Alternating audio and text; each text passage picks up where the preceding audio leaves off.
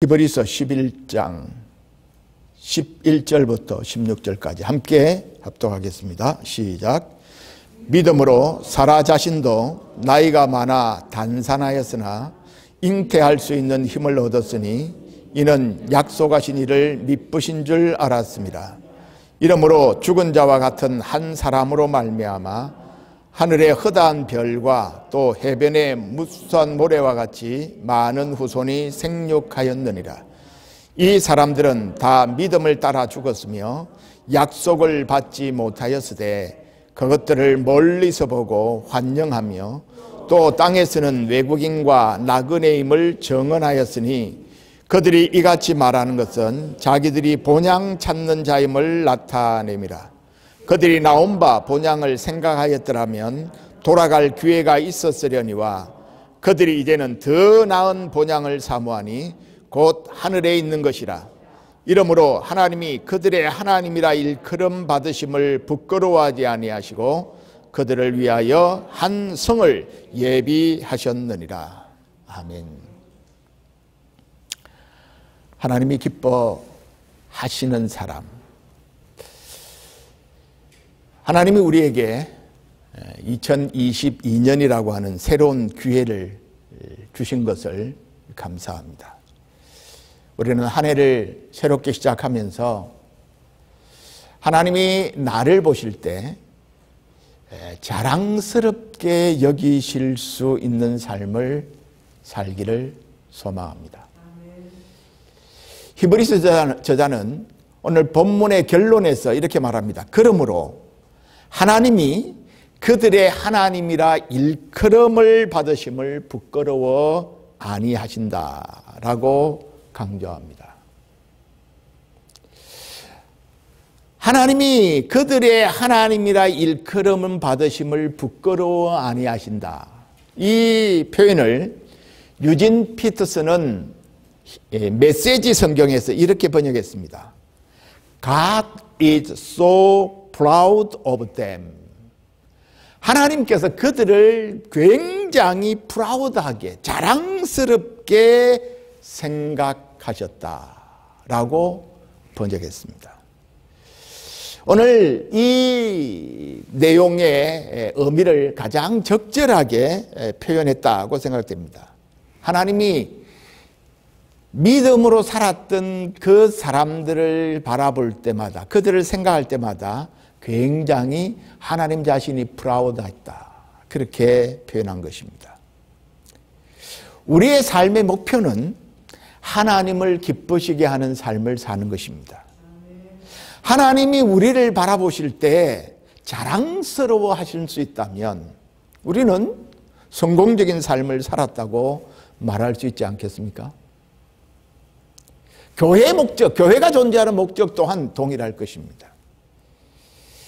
그렇다면 새해를 첫 출발하면 이 시점에서 도대체 이 믿음의 사람들의 삶의 모습이 어떠했길래 하나님이 저들을 보면서 저들을 생각하면서 자랑스러워 하셨을까 하는 질문을 하고 싶습니다. 그리고 우리가 이 답을 알므로 우리가 이렇게 하나님이 우리를 보실 때 자랑스러워 하실 수 있는 삶을 살아가기를 원합니다. 첫 번째, 하나님은 신자들의 믿음의 진전을 기뻐하십니다. 하나님은 우리가 흠이 없고 점이 없는 완벽한 신앙을 가지기를 기대하시거나 요구하시는 것이 아닙니다.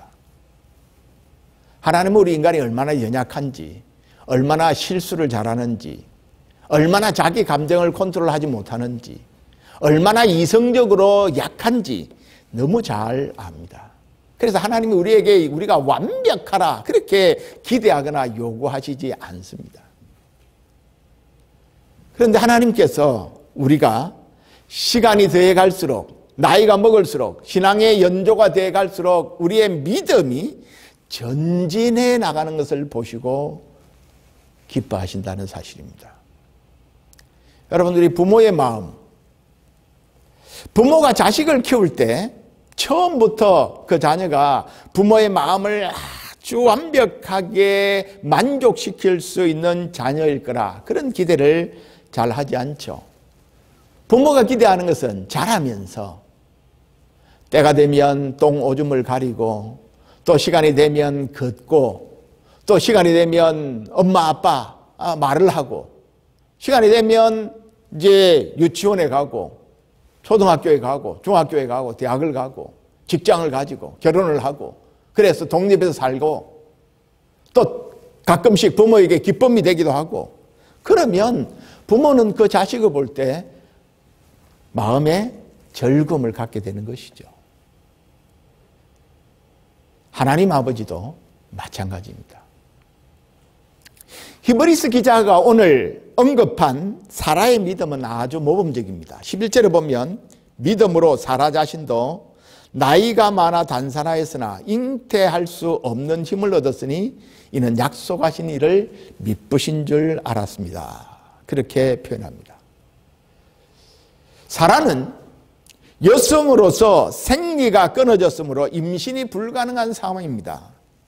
그럼에도 불구하고 하나님이 그에게 아들을 주겠다고 하는 하나님의 약속을 믿었고 그리고 그 약속대로 이삭을 선물로 얻었습니다. 이것은 여성으로서 대단한 믿음이 아닐 수가 없었습니다.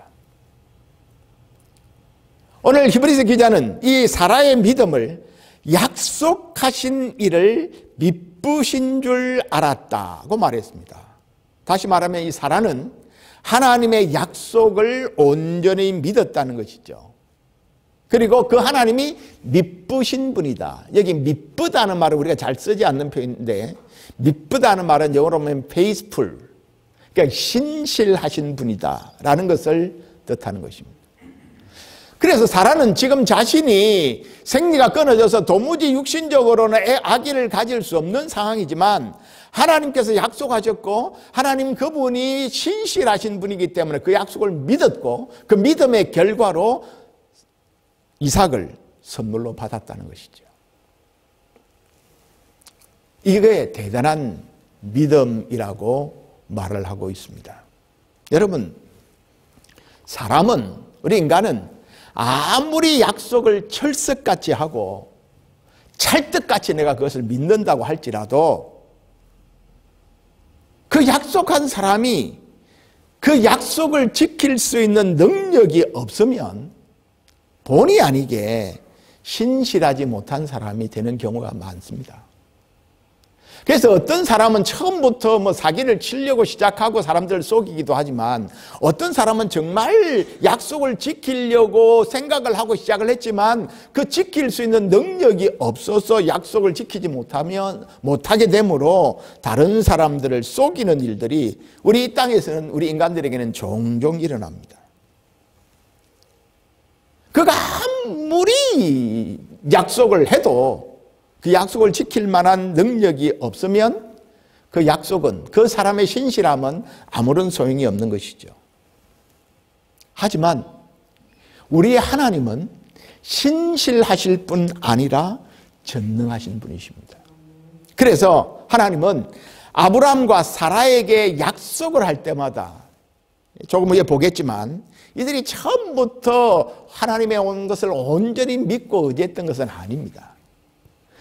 의심하기도 하고 실실 비웃기도 하고 실소를 하기도 하고 한 것을 봅니다. 그럴 때마다 하나님께서 뭐라고 말씀하십니까? 나는 전능한 하나님이라 여호와께서 능치 못할 일이 있겠느냐 하는 말씀을 아브라함과 사라에게 거듭 말씀합니다. 사라가 이 전능하신 하나님을 믿었다는 것입니다. 우리가 믿음의 조상이라고 말하고 있는 아브라함, 그리고 열국의 엄이라고 말하는 사라, 그가 처음부터 신실하고 완벽한 믿음을 가졌을까요? 창세기 기록을 보면 아브라함이나 사라가 처음부터 좋은 믿음을 가진 것은 아닌 것 같이 보입니다. 창세기 12장에 하나님이 제일 먼저 아브라함에게 나타나셔서 내가 너에게 큰 민족을 이루겠다고 말씀합니다. 아브라함이 그걸 믿었죠. 그리고 약속을 따라서 움직입니다.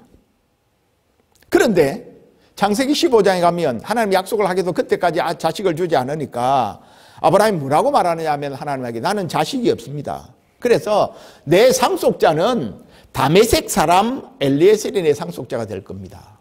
자기가 낳지도 안 하고 자기 집에서 종으로 일하는 그 다메섹 사람 엘리에셀이 자기의 후계자가 될 거다. 그렇게 아브라함이 하나님께 이야기합니다.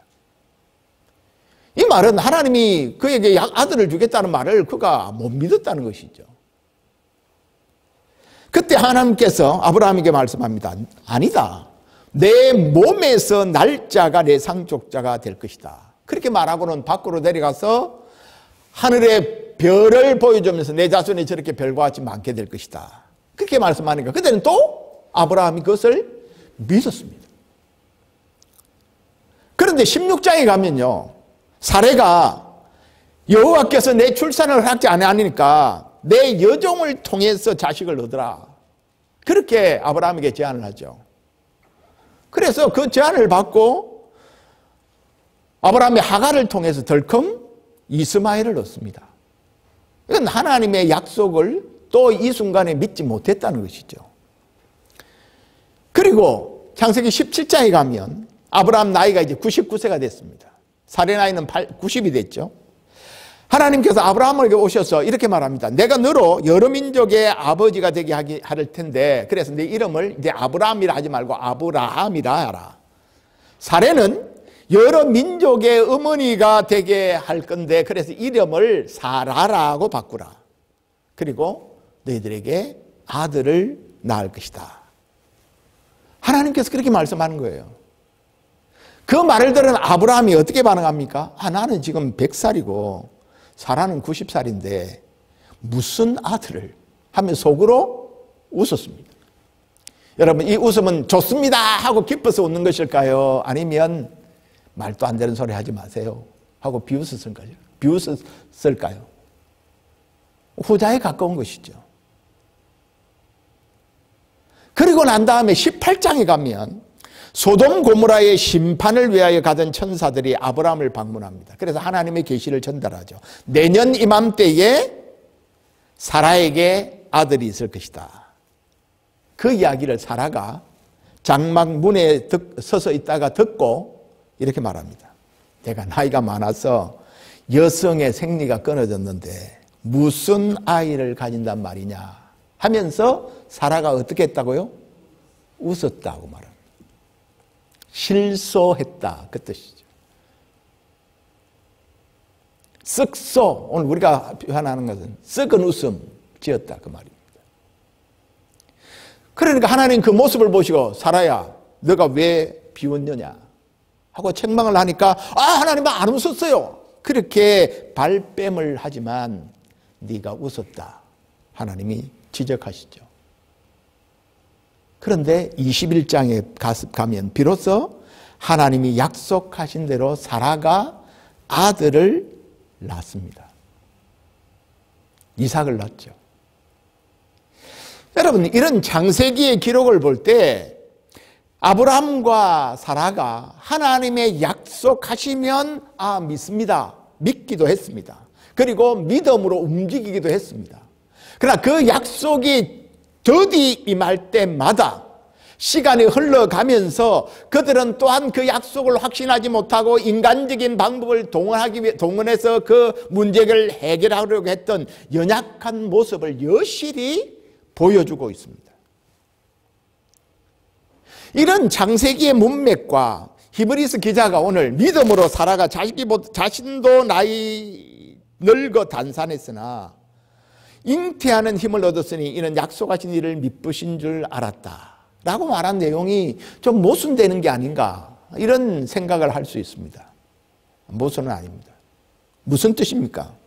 여기에서 하나님이 우리를 향한 하나님의 평가가 지극히 선하고 또 관대하다는 것을 보여줍니다. 사실 창세기 기록에 의하면 사라는 하나님의 약속을 비웃기도 했고요. 또 현실과 타협하기 위해서 자기의 여종을 통해서 아들을 낳는 방법을 취하기도 했습니다. 그러니까 어떻게 보면 믿음으로 행동했다고 보기가 어렵죠. 그러나 그런 의심의 과정, 자기 스스로 문제를 해결하려고 하는 그런 과정을 거쳤음에도 불구하고 사라가 최종적으로 선택한 것은 그가 모든 의심과 회의를 극복하고 하나님의 약속을 믿고 하나님의 전능하심을 믿었고 하나님이 그 믿음을 보시고 약속한 것을 이루게 하셨다는 것입니다. 이게 하나님이 우리를 보시면서 하나님이 행하시는 평가입니다. 여러분, 우리가 순간순간 하나님의 말씀대로 믿음대로 믿는다고 하면서도 실제로 우리 행동을 보면 야, 네가 믿는 자 맞아? 우리 스스로 우리 자신들을 그렇게 말할 정도로 우리가 연약한 때가 많이 있습니다. 세상이 무너지는 것 같고 모든 것이 끝난 것 같고 그런 현상들이 우리의 삶 속에서 일어나고 정말 우리가 믿음이 있는가?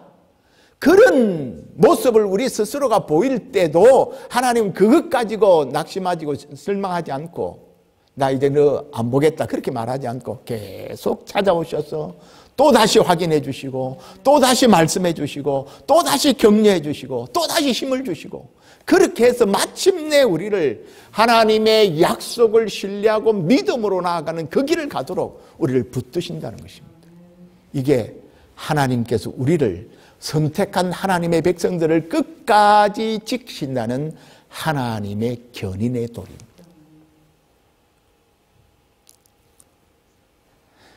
아브라함이 믿음에서 이미 말씀드린 대로 믿음은 하나님의 찾아오심으로부터 시작됐습니다. 아브라함이 하나님을 찾은 것이 아니고 하나님이 아브라함을 찾아오신 것에서부터 시작됐습니다. 그러므로 믿음은 하나님의 선물입니다. 우리 인간의 연약함 때문에 우리 인간의 내부에서는 신앙과 불신앙이 언제나 갈등하고 투쟁하고 있다는 것을 우리는 잊지 말아야 합니다. 신앙의 인물들, 위대한 신앙의 사람들도 예외가 아닙니다. 그들도 때때로는 잘못 선택하기도 하고 잘못 결정하기도 하고 그래서 약속의 자녀가 아닌 이스마엘을 낳아가지고 더 일이 꼬이고 복잡하게 만들기도 합니다. 그러나 하나님은 또다시 그들을 격려하시고 찾아오시고 약속을 상기시키고 믿음을 회복시켜 주십니다. 그래서 마침내 믿음을 선택하게 하시고 약속의 성취를 맛보게 하십니다. 이것이 우리 하나님이십니다.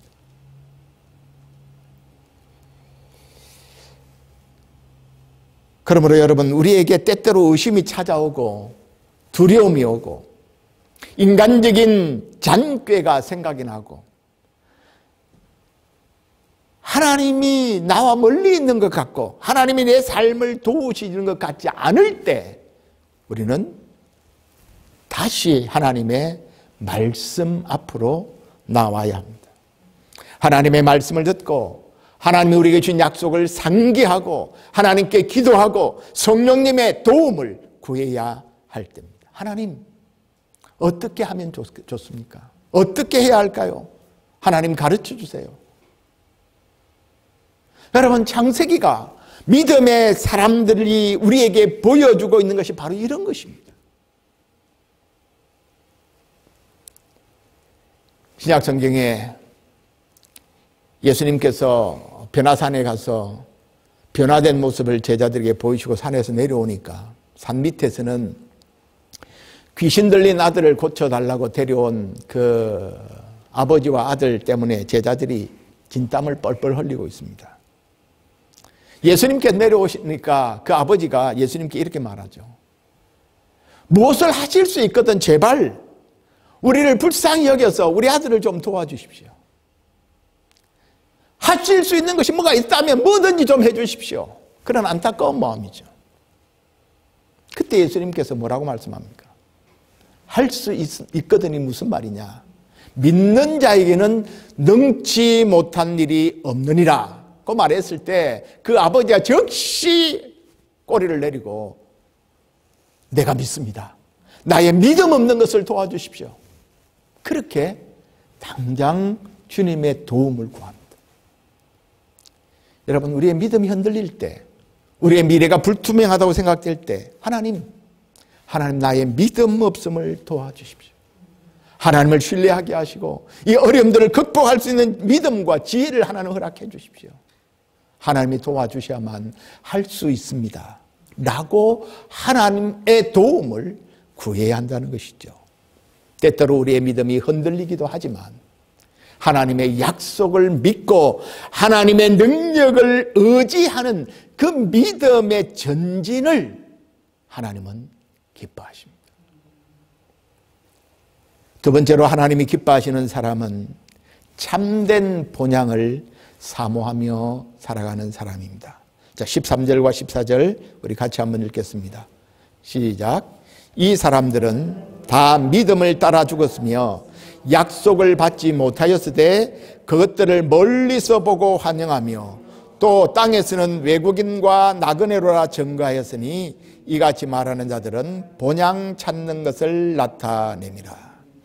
자, 여기 이 사람들은 1차적으로 지금 히브리서 11장에서 말한 아벨, 에녹, 노아, 아브라함, 사라 등등의 믿음의 사람들을 말합니다.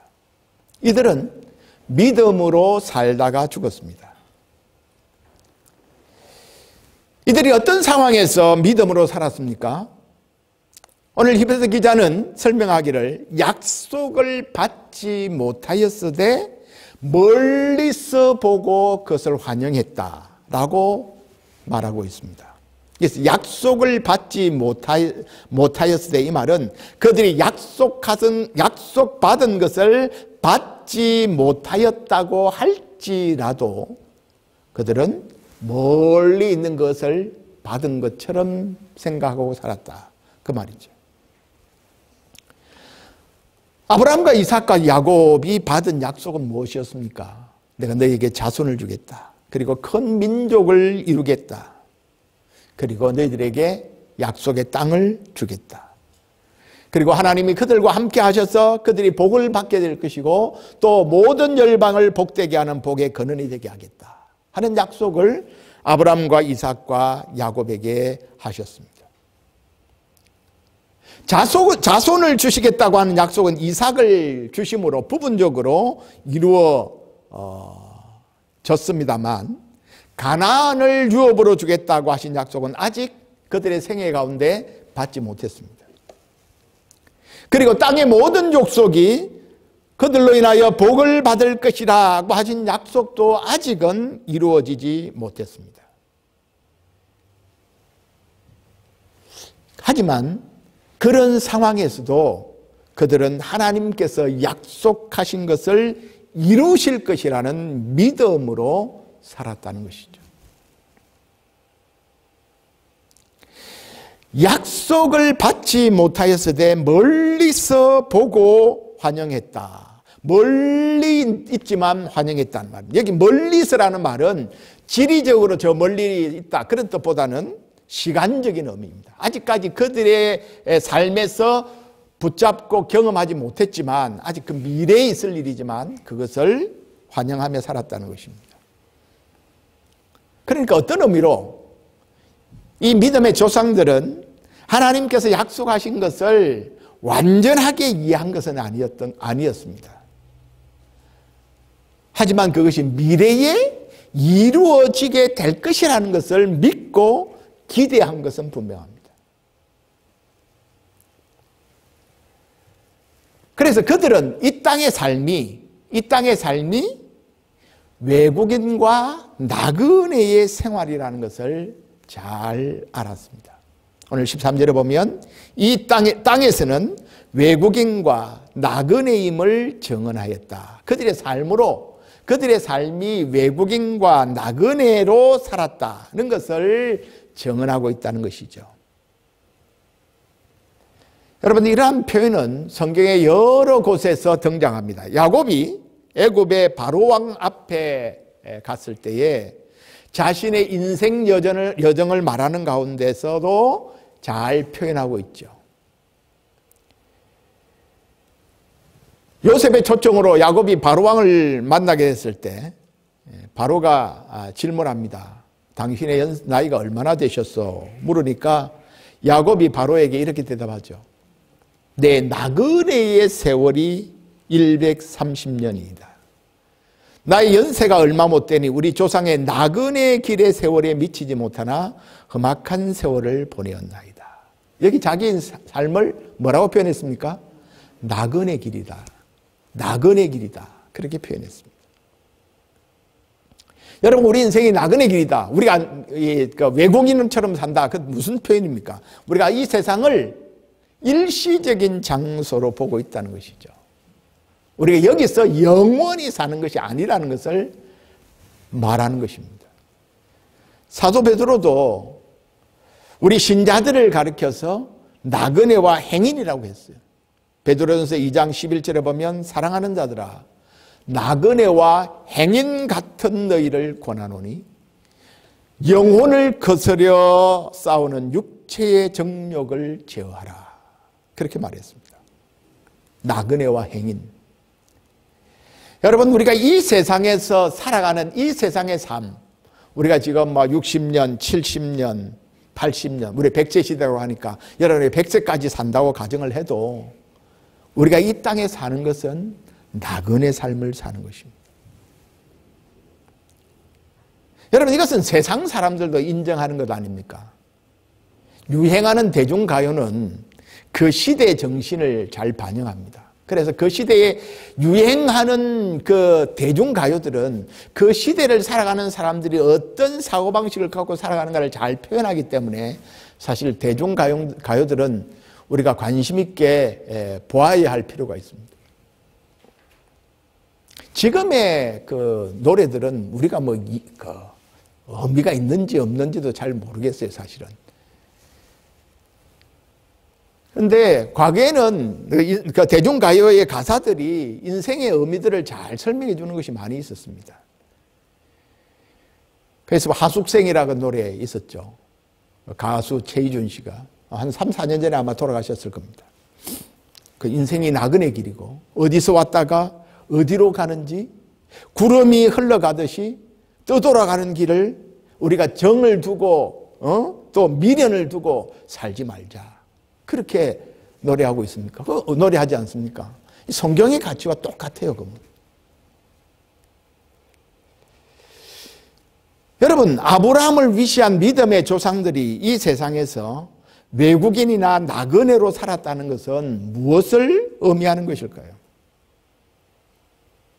히브리서 기자는 그 이유를 14절에 이렇게 설명합니다. 그들이 이같이 말하는 것은 자기들이 본향 찾는 자임을 나타내미라고 말했습니다. 그들이 이 세상에서의 삶을 외국인과 나그네로 이해한 것은 뭘 갖고 있기 때문에? 고향이 있다는 걸, 본향이 있다는 것을 생각하고 있기 때문이라는 것입니다. 돌아갈 본향을 바라보았기 때문이라는 것이죠. 여러분, 우리가 가끔 여행을 할 때가 있습니다. 집을 떠나서 여행을 할 때, 또 출장을 갈 때, 우리가 그 여행길에 그렇게 집착하지 않습니다. 왜 그렇습니까? 내가 여기 머물러 살 곳이 아니기 때문에 그렇습니다. 휴가를 가거나 출장을 가거나 가족 여행을 가거나 그래서 호텔에 머물 때도 있고 또 펜션에 머물 때도 있고 또 텐트를 치고 지낼 때도 있지만 거기서 며칠 머물다가 떠납니다. 야, 이거 참 좋네. 한 번 더 오고 싶다. 그럴 경우는 있지만 거기서 계속 살고 싶다. 그런 생각은 들지 않습니다. 왜 그래요? 여행길이기 때문에. 그렇다면 믿음의 선진들이 바라보았던 본향은 구체적으로 무엇을 말하는 것입니까? 오늘 15절과 16절에 아브라함을 위시한 믿음의 조상들이 멀리서 바라보고 기뻐한 본향이 무엇인지를 구체적으로 설명해 주고 있습니다. 15절을 보십시오.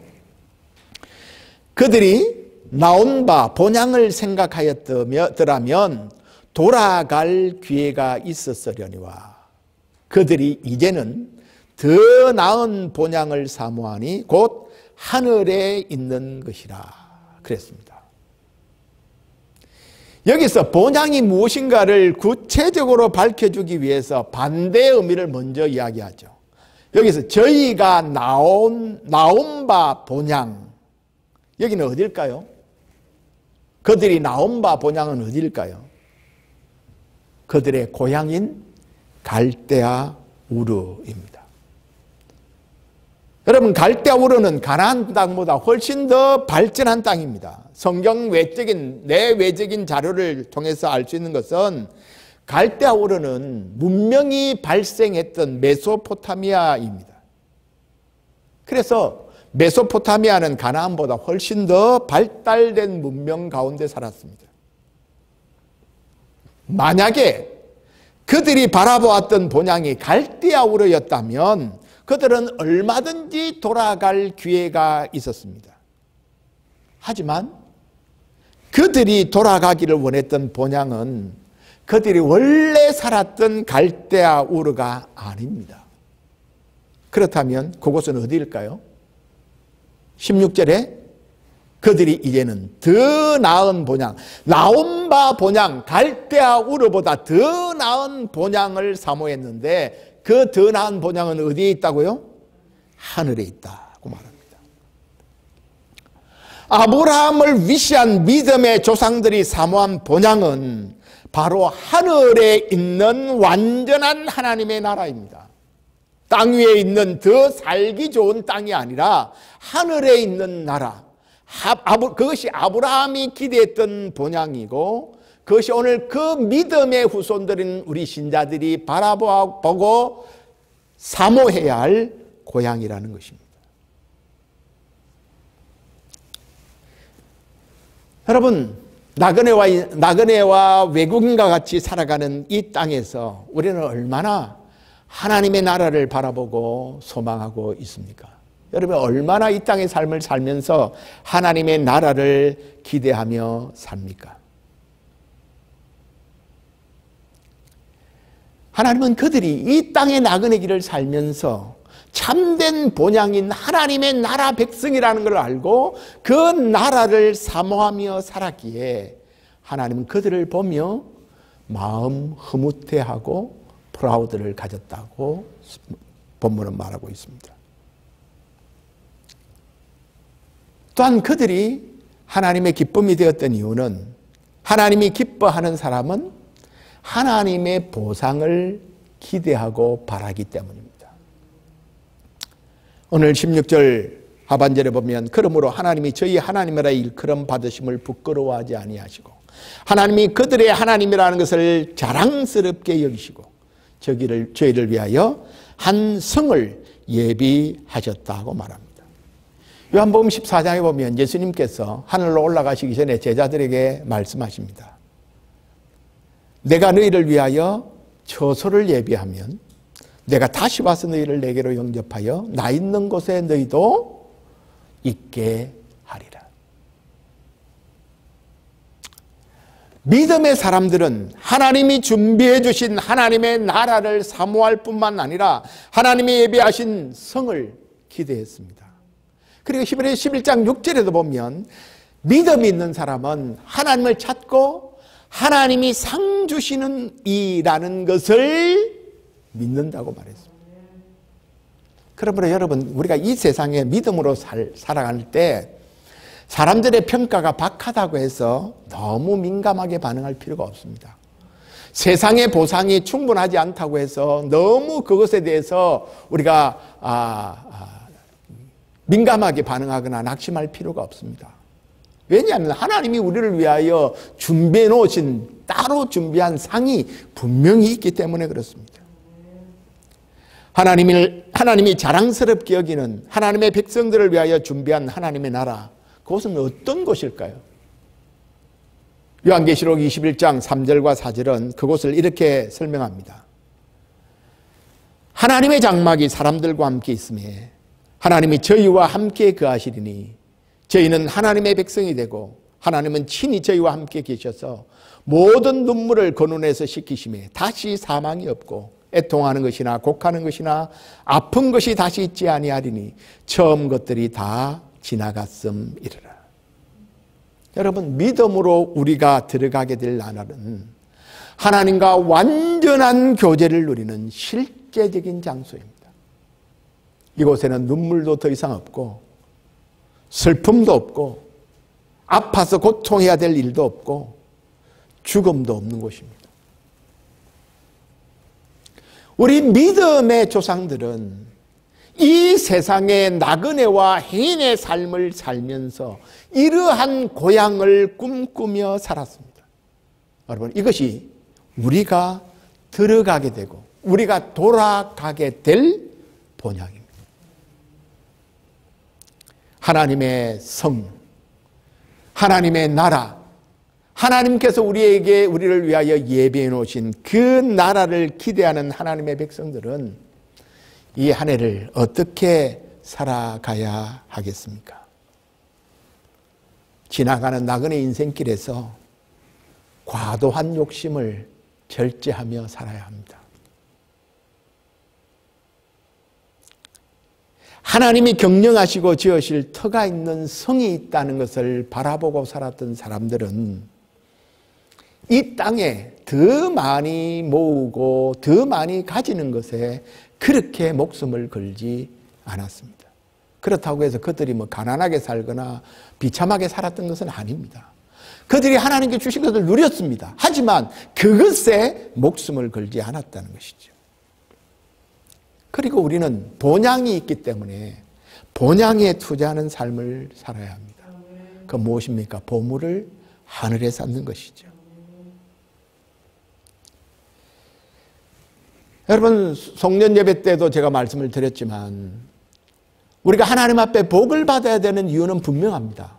내가 더 많이 누리고 더 많이 가지고 더 많이 즐기고 더 많이 향유하기 위해서 복을 받는 것이 아니라 우리가 받은 복을 나누고 전하고 흘러보내기 위해서 우리는 복이 필요합니다. 여러분, 이 한 해 동안 복을 더 많이 흘러보내는 삶을 사시기를 바랍니다. 하나님의 나라를 위해서 하늘의 보물을 쌓는 일, 규칙적인 헌금 생활, 또 하나님을 위하여 사용하는 것을 아까워하거나 그것에 인색하지 말기를 바랍니다. 그리고 마지막으로는 가장 가치 있고 주님이 기뻐하시는 일에 우리의 삶을 투자해야 합니다. 디모데후서 4장 1절과 2절에 보면 하나님 앞과 살아있는 자와 죽은 자를 심판하실 그리스도 예수 앞에서 그가 나타나실 것과 그의 나라를 두고 엄히 명하노니, 하나님의 나라가 온다는 것을 지금 바울은 분명히 말하고 있고 그 하나님의 나라를 기대하고 사모하는 우리들에게 엄히 말하노니 너는 말씀을 전파하라. 때를 얻든지 못 얻든지 항상 힘쓰라. 우리가 이 땅에 살면서 해야 될 가장 소유종한 일은 말씀을 전파하는 것이죠. 그리고 우리가 이 일에 힘쓰면 7절과 8절에 보면 바울은 이렇게 말합니다. 나는 선한 싸움을 싸우고 나의 달려야 할 길을 마치고 믿음을 지켰으니 이제 후로는 나를 위하여 의의 면류관이 예비되어졌다. 하나님이 나를 위하여 상을 준비해 놓고 있다 하는 것을 바울이 지금 바라보고 기대하고 있는 것이죠. 그러면서 우리에게 이렇게 말합니다. 내게 주시는 것뿐 아니라 주의 나타나심을 사모하는 모든 믿음의 사람들에게 하나님이 상을 예비해 놓고 있고 그 상을 줄 것이다. 아멘. 우리는 이것을 기억하며 이 새로운 한 해를 출발해야 합니다. 헨리 모리슨이라는 선교사가, 이것은 언젠가 제가 한번 예화를 썼던 것 같습니다. 40년 동안 아프리카에서 선교를 마치고 배를 타고 고향인 미국으로 돌아왔습니다. 그런데 공교롭게도 마침 그 배에 해외 업무를 마치고 돌아오는 대통령이 타고 있었습니다. 배가 뉴욕 항구에 도착했을 때 군악대의 팡팔의 소리와 함께 루즈벨트 대통령은 환영 나온 사람들의 영접을 받고 대통령이 화려한 모습으로 항구를 빠져나갔습니다. 대통령이 떠나자 팡팔에도 그치고 레드카펫도 치워지고 군중들은 다 흩어졌습니다. 그 후에 항구를 쓸쓸히 빠져나오는 모리슨 선교사는 눈가에 이슬이 맺혔습니다. 그러면서 이런 독백을 합니다. 하나님, 이것이 나의 40년간의 하나님을 위한 수고의 결산입니까? 그때 저녁 노을 속에서 들려오는 하늘의 음성이 있었습니다. 아들아, 너는 아직 고향에 돌아오지 않았다. 네가 고향에 돌아오는 날 군악대의 팡파레가 아닌 천군천사의 나팔 소리로 레드카펫이 아닌 황금길을 깔고 내가 직접 너를 마중 나가마. 여러분, 우리 신자들은 이 본향을 목표로 삼고 사는 사람들입니다. 이 본향을 사모하며 사는 사람들은 세상과 구별된 삶을 살 수 있습니다. 아브라함이나 이삭이나 야곱이 믿음의 규칙을 따라 살았던 것처럼, 물론 그들이 때때로 흔들렸지만 다시 하나님의 약속을 바라보고 믿음을 세워갔던 것처럼 우리 또한 하나님의 말씀의 지배를 받으며 살아가야 할 것입니다. 사랑하는 드림가족 여러분, 이 본향을 기억하고 살기를 바랍니다. 그 나라를 기대하고 그 나라에 하나님께서 우리를 위하여 준비해 놓으신 영광스러운 것을 기대하며 꿈꾸며 살아갈 수 있기를 바랍니다.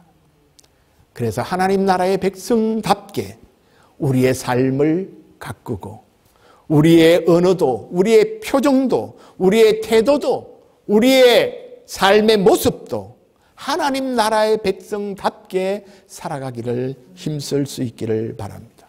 그래서 이 2022년 한 해 동안 새 예루살렘을 차지할 거룩한 신부로서 우리 자신을 아름답게 가꾸고 단장하는 저와 여러분들이 될 수 있기를 바랍니다.